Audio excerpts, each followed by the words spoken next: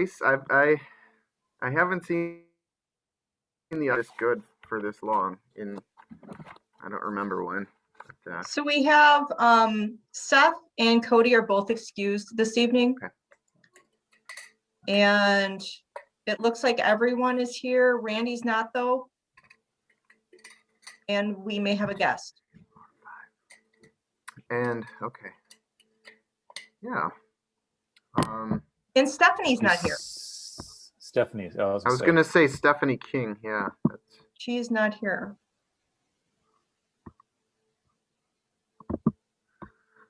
Well, we do have 5, so we can move ahead.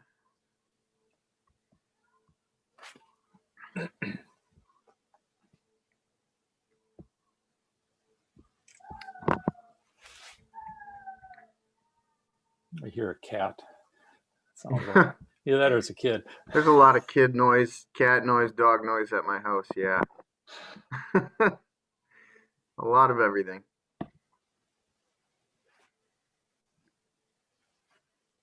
Our cats are definitely trying to establish dominance over the puppy right now, so they've been a little noisy.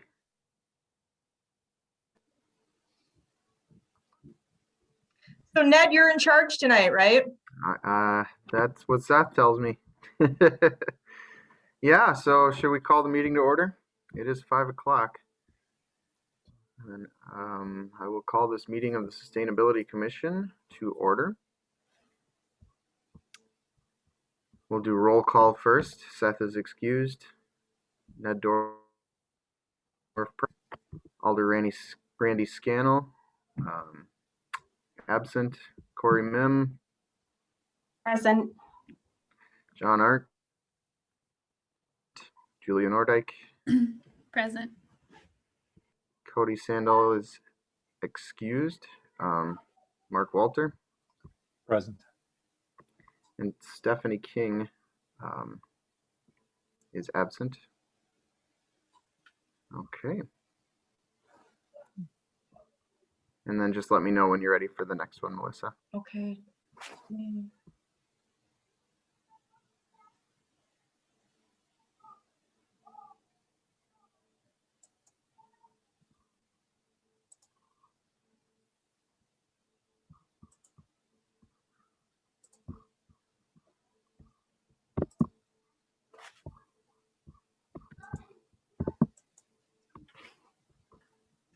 Just a second. Yeah, I don't think I'm signed in, am I? Are we all signed in, present and voting? For in I'm Leo. Yeah. So I have for signed in and civic clerk, everyone that we just went through for the roll call, and then for joined meeting, civic clerk, I have Ned, Julia, Mark, and John. Everyone else is seen as waiting.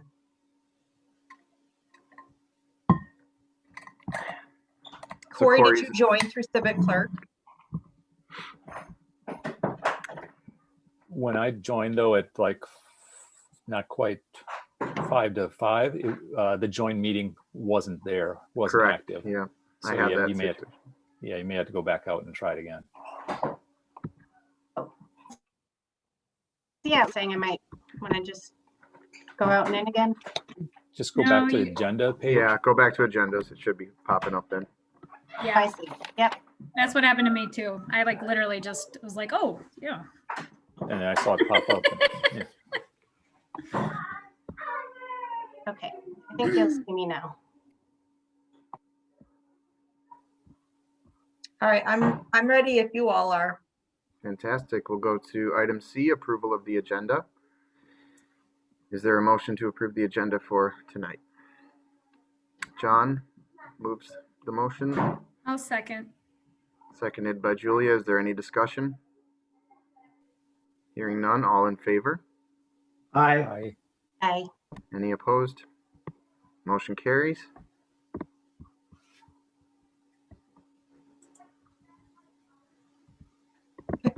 Can you tell me again who initiated the motion to approve? John and Julia. Okay.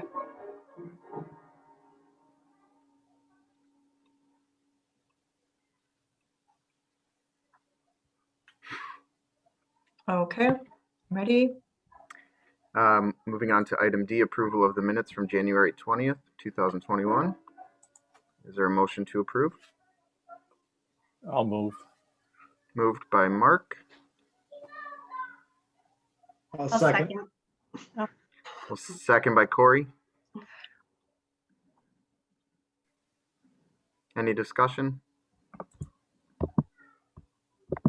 Hearing none, all in favor? Say Aye. aye or raise Aye. your hand.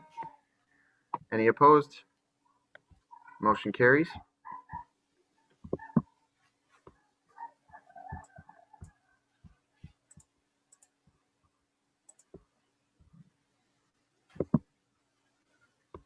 All right, ready? All right, item E, regular business, there is none. So we will move on to item F, informational. And the first item under informational is member or subcommittee updates. Would anybody like to share an update from a subcommittee or project you are working on?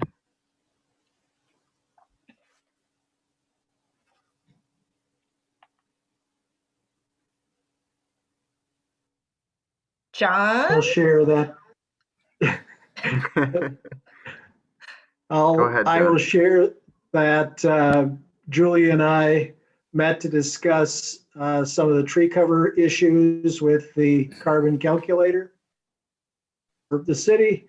Her group had a few questions that we forwarded on to the EPA. They gave us their best answer and information.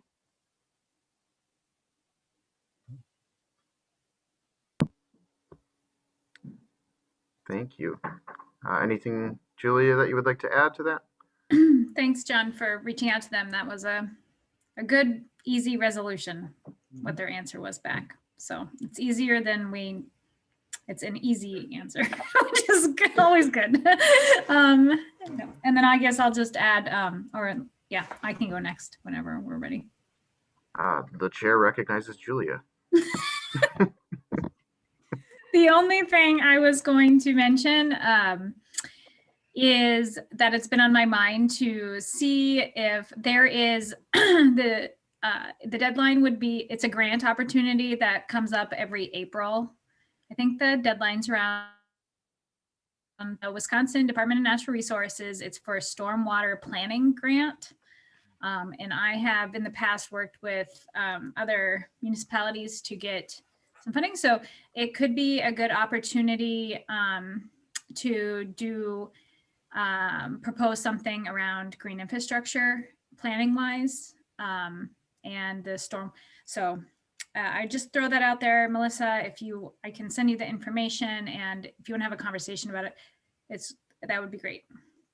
Yeah, I don't know if it's the same grant opportunity, but Ben Benninghoff from the DNR reached out to me and offered to put me in touch with someone else, a grants coordinator from the DNR. And I think it may have something to do with the stormwater grants that you're talking about. And I graciously accepted the contact.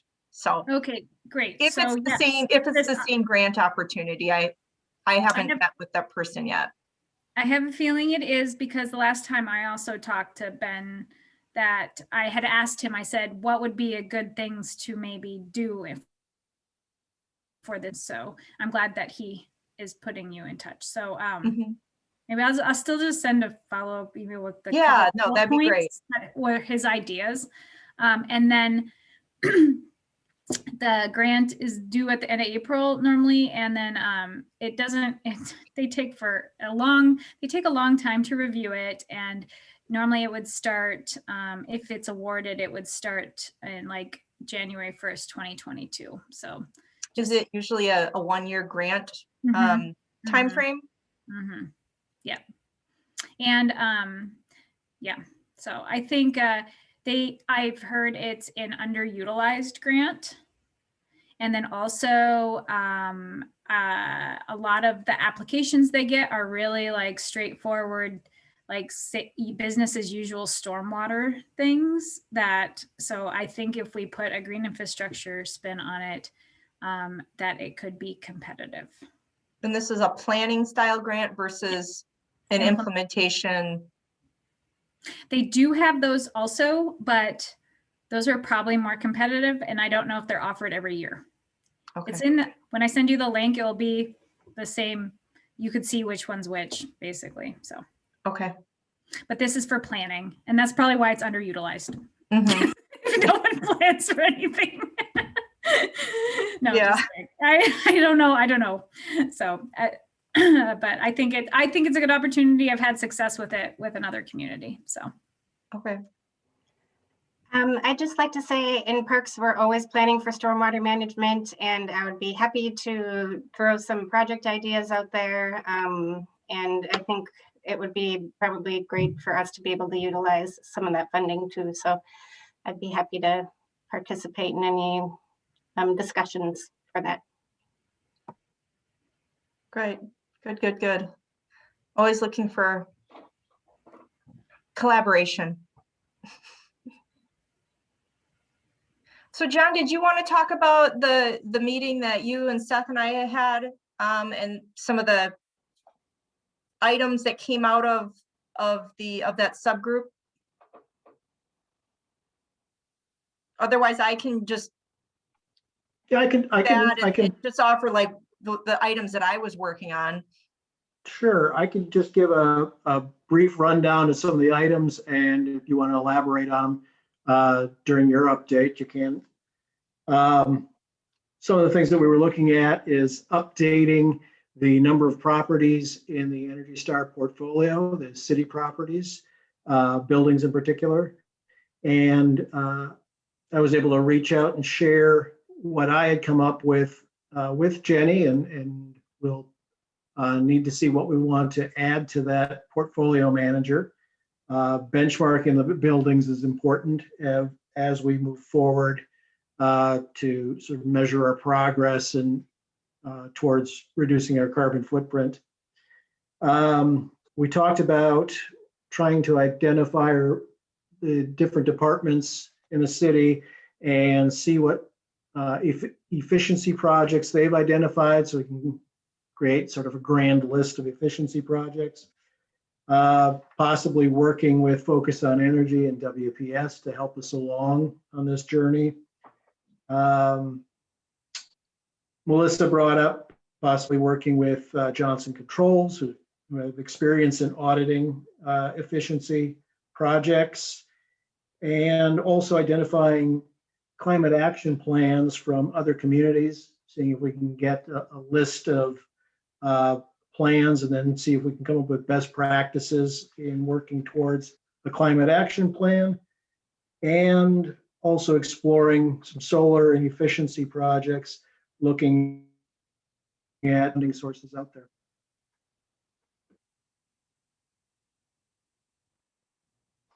It was a good recap.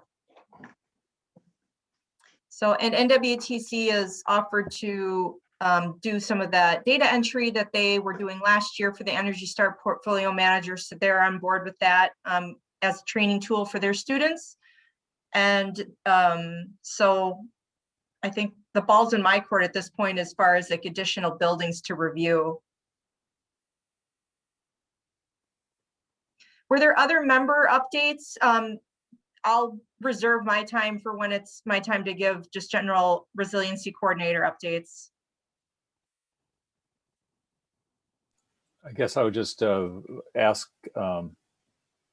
Ned if you had seen the draft points of the governor's budget, where he was including electrical vehicle charging grants as part of the budget. I just had the Wheeler Report synopsis of the budget come in this morning, and I noted that that was something on there. So it may be, who knows how far that'll get, but that may be an opportunity for the future for reestablish an electric vehicle charging station grant program funded at $10 million. So that may be a real opportunity to follow along on. I hadn't seen that, but thanks for bringing that up. That was definitely something we had put on maybe the back burner for the Light Park project, or possibly somewhere else at this point. So thanks for bringing that up. Sure, I will forward you the email I got came from the executive. So, but it has a synopsis from the Wheeler report on what the budget included. I also heard it includes several things for resiliency. Yep. Yeah. Actually, I tell you what, I will send this to Melissa, and then you can disseminate it out to the committee, because that way it's a really nice synopsis. It's all bullet points of what was included in the governor's budget, broken down by area. So DNR conservation is in one, infrastructure is in one, various area workforce, health and human services, higher education, K-12, and so forth. So it's actually pretty handy, easy to go through. Again, though, it's the governor's budget, which, given current politics, is going to get torn apart and then re-put together in some other fashion. Thank you, John. Corey, did you have anything you wanted to share?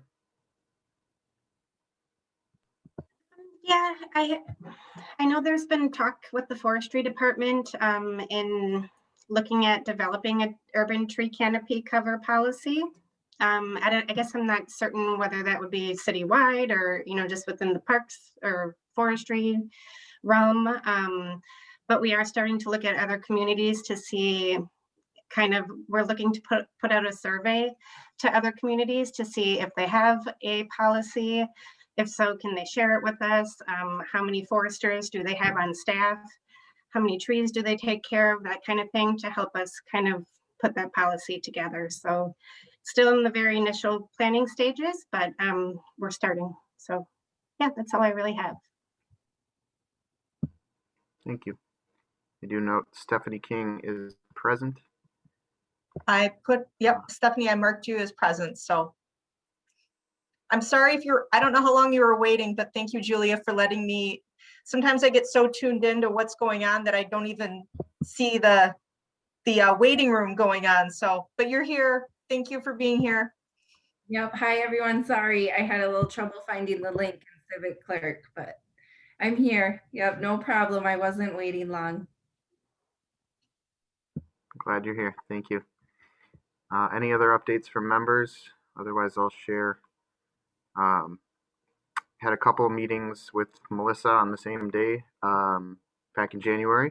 One of them was that clean energy working group meeting. I did contact the state treasurer, still waiting to hear back from that office. It's been a few weeks, but I know they're pretty understaffed.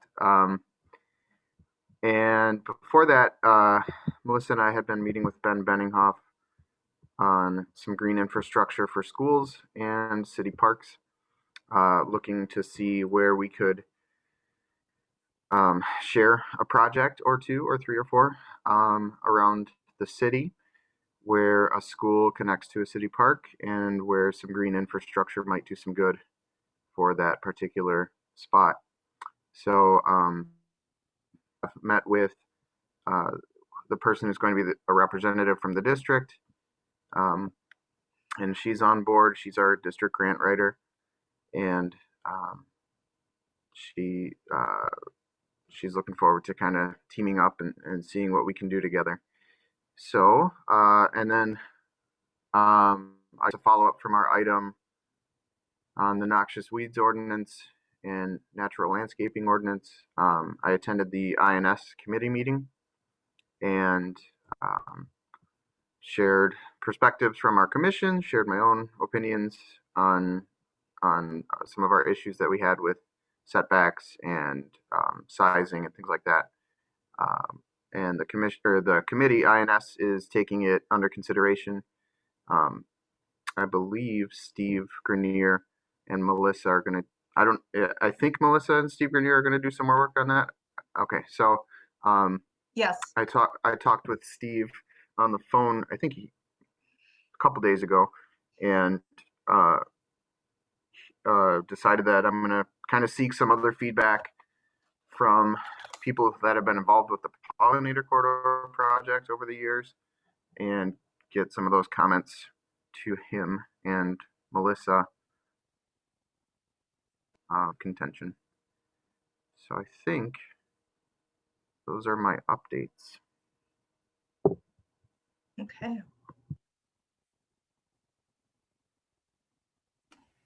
Are you going to talk about that, or is okay? There's also the water. There's also the water one. I forgot to mention that. Thank you. The water resolution. So thank you to Julia and Mark for some help with crafting and kind of revising, reading over. Corey sent some good things to include as well. And so that's been drafted and sent to Melissa, and then Melissa sent that on to the legal team. So you know, I'm not sure how far they're along in looking at it, but that's where things are right now. I don't know if Melissa knows any more about how far that. Yes. Okay, cool. So maybe during your updates you can let us know. Although I feel like I should ask, we do have a member of the public. Did you want to comment on any of this informational stuff? Are you talking to me? I am. No, I'm just here to listen. Okay. Well, it's good to see you, friend. And I'm going to be leaving soon for a different Zoom meeting. So just so you know. All right. Thanks, Tina. Hi, Tina. So just wanted to make sure that if we needed to open the floor, we could do that. All right. If there are no more updates from members or subcommittees, we can move on to the resiliency coordinator updates. Okay.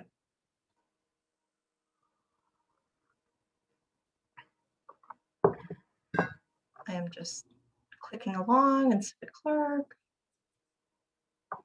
Okay. So I have a few, and Ned, you did a really great job of talking about the noxious weeds. The only thing that I will add is, so you're correct, Steve and I are gonna take a look at it again and create an unmarked up version, so a clean version for the next INS meeting, so that between the last meeting, they have a couple of weeks to look over all the comments. You were at that meeting, shared the consensus comments of Sustainability Commission as well. So we'll present a clean version.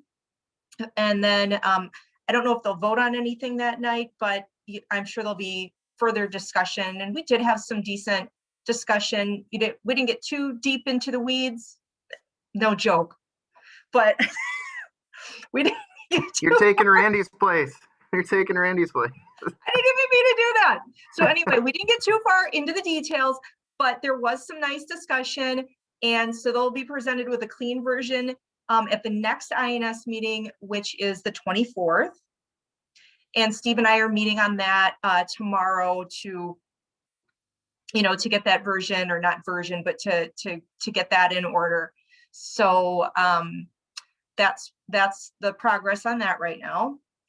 The other update, and I did prepare statements, but I in the process of the meeting, there's more that are coming into my mind. But the update for the solar project at fire station number 5, and I think I talked about this during the last meeting. So the proposed size is going to be 19.2 kW. Parallel roof-mounted panels on station number 5. We did a walkthrough last week at the station and just kind of talked about logistics and details and things like that. Most of the panels will probably be on the east-facing side of the roof, and then with the remainder on the west. They didn't think structurally there was going to be any issues at all. The fire station's totally on board, and then the public interface piece with the web-based with the for the output there'll be a web link for that. And we haven't done that at Lake Park yet as far as putting that on the city's website or anything, but I think it would be really nice to be able to put the links for both Lake Park and fire station number 5 together in more of a public area of the website so that it's easily found. And the target date for installation will be by the end of March, so fairly quick.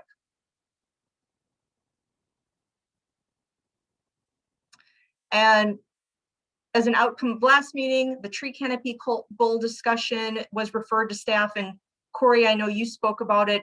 I also sent an email to Matt Heckenleibel and Mark and Brian and Dan from Parks, just to sort of formalize that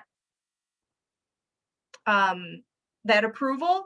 And I talked with the mayor about it again today during our check-in, and he just, he gave me even a little bit more background to how that whole tree canopy discussion came about. And I know that it was something he had talked to the Sustainability Commission about, but his intent, and I passed this information along to the group, was that eventually gets folded in, that a tree canopy goal would eventually be folded into the city's revision of the comprehensive plan. So rather having it be just a standalone policy, that it's actually put into the revision of the plan. So I don't know what form that's going to look like at this point, but the staff that I sent the email to for the referral did ask for a little bit more background. So that's what I provided. Can I ask a question? That's really exciting to include it in the comp plan. And then I thinking about a little bit better to be able to provide maybe potentially, do you know when the comp plan is happening? Because I know it's been put that's, I well, think there's a reason that they hired a new director now. So I know it's probably, I don't know when their goal is. I really can't speak to that of when they would like to have that done. But, there's things as far as resiliency that I'd like to see in it as well. And I think, but I can't say when they're really going to get going on it or what their timeline is at this point. So we probably have some time. It's not to develop the data to like the baseline and stuff and some more. And that's why I asked for that presentation. I guess I'm just like, I hope, just in general, I just hope, like you said, there's other sustainability and resilience type the stuff that it's just such a great opportunity to include in a comp plan. And so just being aware that we don't want to miss it. And so how do we, with intention, like are able to provide good input and integrate into it meaningfully? So I believe the current plan is dated like through 2022. So I believe they'll probably, get to work soon. So I think any input you might want to have probably reaching out. Yeah, but see that to me, it's like the people going through the comp plan process should be reaching out to us. And how are they planning on folding in these things? And I would, that's more than like me trying to hunt, someone down or, They're definitely planning to do public outreach, I believe, at least when I spoke with people in the planning department. So I think there's definitely going to be opportunities for input. Can we as a sustainability commission actually direct them to involve us, or resolution saying we should be in resiliency and sustainability should be part of the comprehensive plan? You know what I mean? So that there's actually a formal motion in place so that we can't be ignored. I don't think that's even going to be the case. I mean, just yesterday, one of the planners reached out to me and she said, we want to put resiliency into a code form, some sort of code regarding resiliency.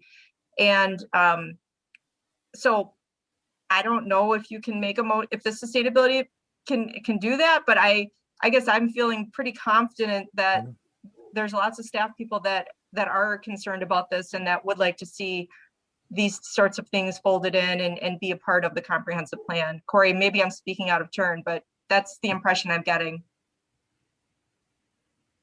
I would agree with you. I think the planning department is aware definitely of some of these goals, and we can always plant the seed and see where it goes from there. So yeah, I definitely think they want to consider all opportunities such as these as they move forward.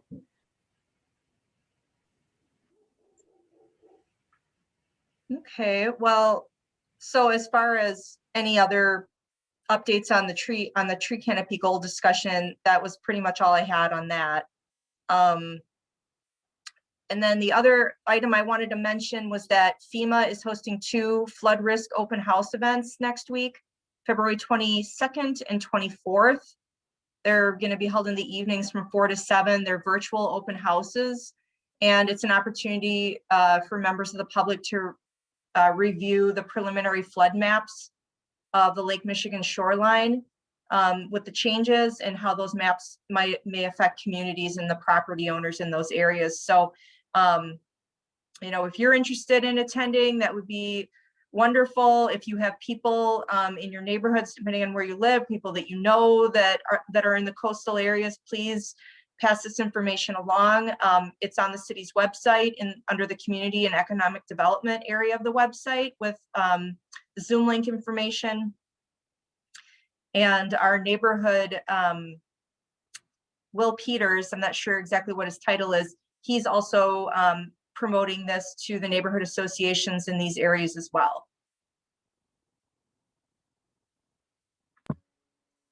I'm curious, Julia, is that something that you were attending or planning on attending, or you already know about? I am not planning on attending. But it's a drop-in, and every once in a while the maps get revised and updated. What is special about this one is that it's been like almost probably at least 5-year study by the U.S. Army Corps of Engineers that's been looking at the coastal zone and wave run-up, which is basically how water comes and hits the shore and whether that causes flooding. Mhm. And so they have new updated map, a more accurate picture of what that looks like along our coast. So it could have implications for coastal property owners who may all of a sudden be in a flood zone where they weren't before, or a lot of Brown County, though, on the coast is less property is in this new designated flood area. So that's kind of like what that's about, basically. Thank you. I don't know. I know it's a lot about the coastal zone Mhm. specifically. They didn't really say whether it was East River and just all of Brown County floodplains that are being updated. Yeah, I think today in that meeting, someone asked that question. Julie and I were in a East River resiliency meeting today. And so those meetings, it's primarily the coastal areas, and to a lesser degree, the East River areas. So I would say the people, people that live along the bay, any of those neighborhoods, businesses, any of those impacted areas, that's the primary target audience, is my impression for these workshop or the open houses. And they go from 4 to 7. So, no one has to hang out for 3 hours. It's a drop-in. Yeah. I felt like there was something else. I didn't have it written down, but I felt like there was something else you guys wanted me to give you an update on based on the member updates from earlier. Now it's escaping me. If I don't write it in a bullet point. It's the water resolution. Oh, the water resolution. So the water resolution, I sent it to the law office, and they're just getting it formatted into the proper format, and it will be put on the March 2nd Common Council agenda. Great. Thank you for working on that behind the scenes, Melissa. And thanks for not letting us forget about it twice, Julia.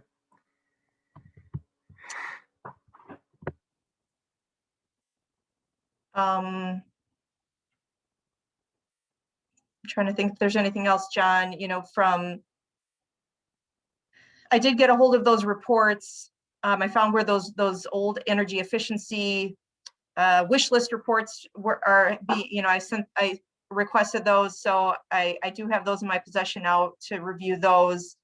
And I don't think it'll be any problem getting Focus on Energy involved. I had a meeting with the Focus on Energy advisor that's assigned to government today. So he's very much in tune now with working with the city, and we're working on a different project for the KI Convention Center, because the redevelopment authority through the city is involved with that. And so they'll be looking at everything being spec'd out to Energy Star and DLC specifications for all the lighting updates at the KI Center. The only other update, and this is more to do with clean energy, is the group that I'm involved with, the Climate Coalition of the different municipalities, we're formatting a letter to the PSC.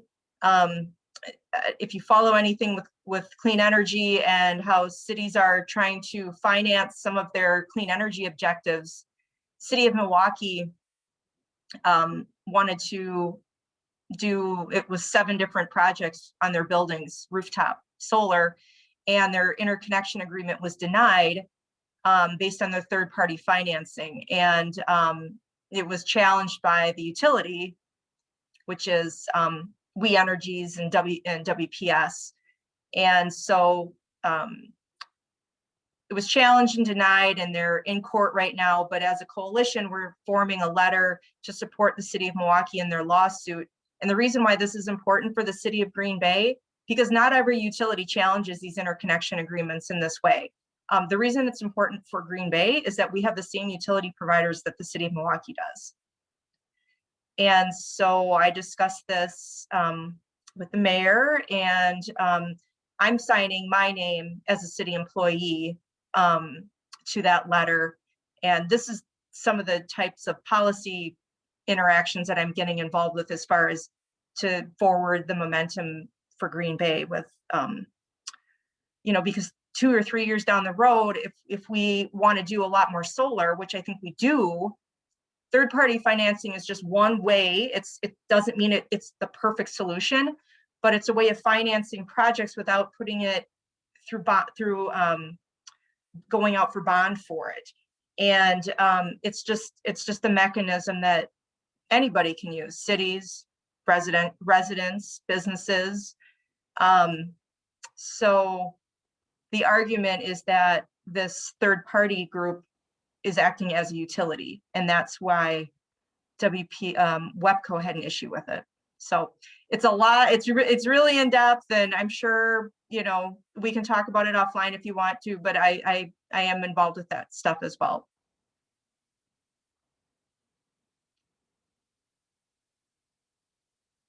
So that's all I had.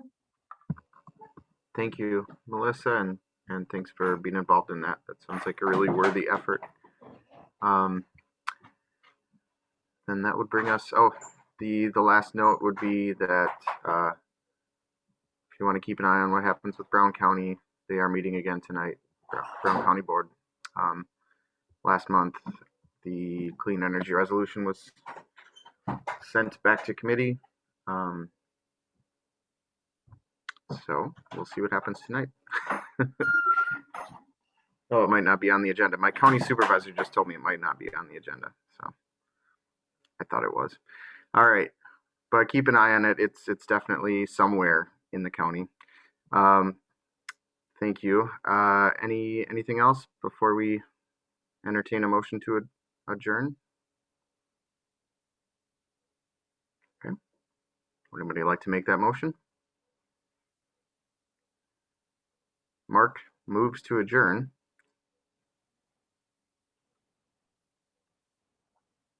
John second. That was really slow.